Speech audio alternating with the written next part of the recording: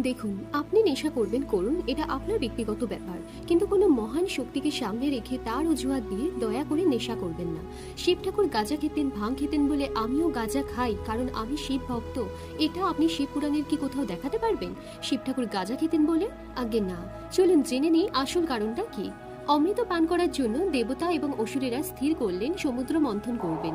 সমুদ্র মন্থনের সময় প্রথমেই উঠে আসে হলাহল বিষ, যা সমগ্র সৃষ্টিকে ধ্বংস করতে পারত। সেই মুহূর্তে উপস্থিত কেউই বিষের প্রকোপ সামলাতে না পেরে দেবতারা দেবাদিদেব মহাদেবের শরণাপন্ন হন। সেই মুহূর্তে মহাদেব সেখানে উপস্থিত হয়ে সেই বিষ পান করেন, যাতে তার সৃষ্টি এই জগৎ রক্ষা পায়।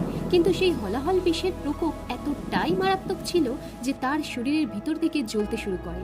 তার শরীরের ভিতর সেই জ্বলনটাকে শান্ত করার জন্য সেখানে উপস্থিত দেবতা এবং মুনি ঋষিরা গাঁজার সঙ্গে ধুতুরা ফুল মিশিয়ে দেন, যাতে তার হলাহল নামের এই মারাত্মক বিষের প্রভাব ধীরে ধীরে শান্ত হয়। কিন্তু জেনে রাখুন, শিব ঠাকুর আজ পর্যন্ত কোনোদিনও গাঁজা খাননি বা নেশা ভাঙও করেননি। শিবের শরীরের সেই জ্বলনটা যাতে শান্ত হয়, তাই তার ভক্তরা তাকে ধুতুরা ফুল এবং ভাং সমর্পণ করেন। তাই বলে গাঁজা?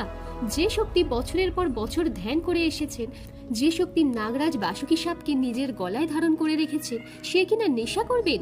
দয়া করে এগুলি করবেন না। শিবই হলো সবকিছু, শিবই হলো শক্তি, শিব হলো জীবন এবং শিবই হলো পবিত্রতার প্রতীক। তিনি কোনো রূপ নন, তিনি চেতনার প্রতীক।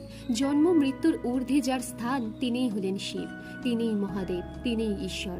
এর পরেও যদি নিজেকে শিব ভক্ত বলে মহাদেবের গাঁজা খাওয়ার ছবি সামনে রেখে গাঁজা খান, তাহলে শিব যে কারণে গাঁজা খেয়েছিলেন সেটাও একবার ট্রাই করবেন নাকি?